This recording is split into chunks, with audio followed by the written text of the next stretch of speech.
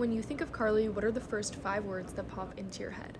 The first 5 words that come into my head is supportive, kind, passionate, cheerful, independent, hardworking, passionate, positive for sure, always positive. She's also really, really positive.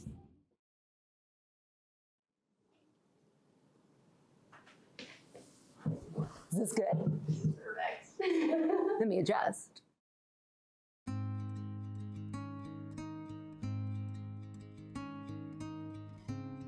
My name is Carly Bergstein. For the last 13 years, I have worked at the Andrew McDonough B Foundation. I am currently the executive director. Prior to that, though, I started 15 years ago as the volunteer advisor for Alpha Epsilon Phi sorority. Back in 2008, I was president of Alpha Epsilon Phi at the University of Delaware. And at the time, Joe McDonough, the president and co-founder of the Andrew McDonough B Foundation, came to campus to share his son's story of his battle with cancer. I was so touched by what he talked about sitting there.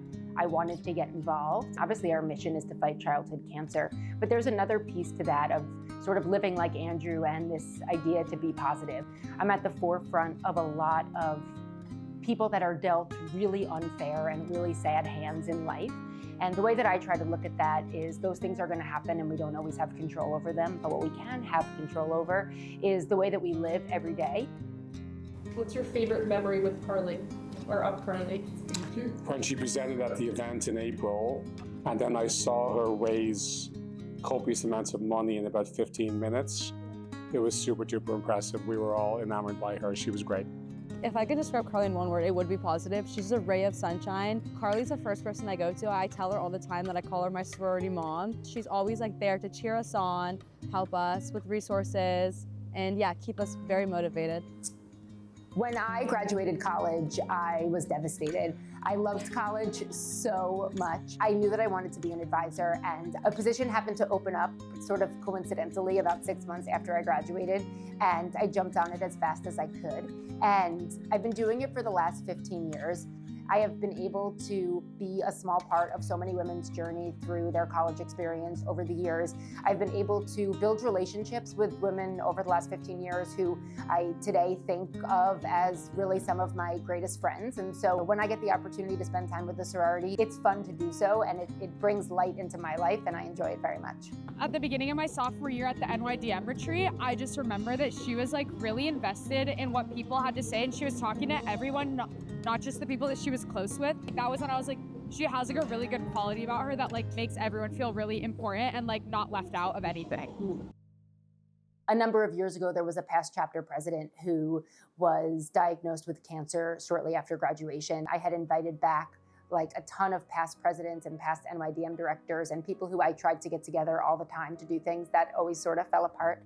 And every single one of those people that I invited showed up within 24 hours notice to support Alyssa and to be there. One of the women looked right at me and said, "You taught us that when things are important, we need to show up for each other, and this was important, and that's why we're here." If there's sort of one message that I have to the sorority, it is to show up for each other and to be there for one another. Often I say for every bad day, there's often 2 good days, and so to look forward to what those good days are. And it's a privilege in a lot of ways to be able to be with people and be next to people or be a small part of somebody's journey and sit with them through something that's so unimaginable. My work very much has something to do with the way that I see things in life.